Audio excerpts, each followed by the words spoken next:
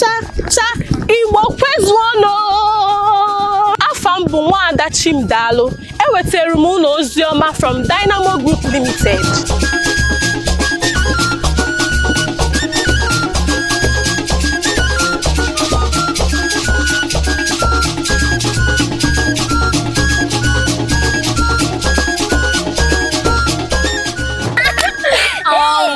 Imagine.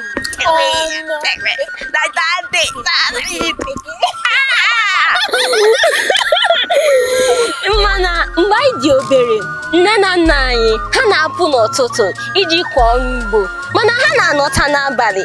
Ma ihe ọnwụnwa batara, ha ga-enwe ego ha ga-eji gboo mkpa ha.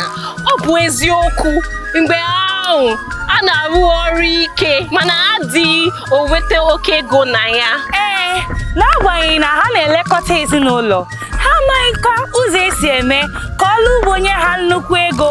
Ha enweghị ụzọ anyị nwere taa. Tata na Dynamo Group, anyị na-eme ka ọrụ ugbo dịrị ndị mmadụ mfe ma nyekwa ha nnukwu ego.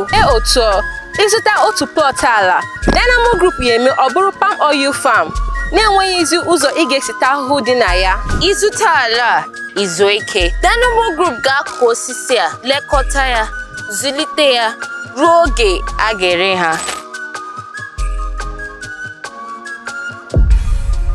Otu ukwu akụ tozuru etozu na-enye isi akụ 50 kwa afọ. Ugbu a, otu isi akụ bụ 5,000 naira. N'ụkwara na otu plọt ga-abatanwu ukwu akwụ 15. Ịgbakọ ya, ịfụ na kwa afọ na ị ga na-enweta isi akwụ 750 sọsọ n'otu plọt. Ịnekwa anya na ịfụ na nnukwu ego bụ ihe dị na ya, and nnukwu ego afọ gị na ndị kọmpani ga-eke ya 50-50. Ugbu a chee, ma ọ bụrụ na ị nwere plọt 5 maọbụ 9 n'ebe a, nwanne m, ọ bụ nnukwu ego.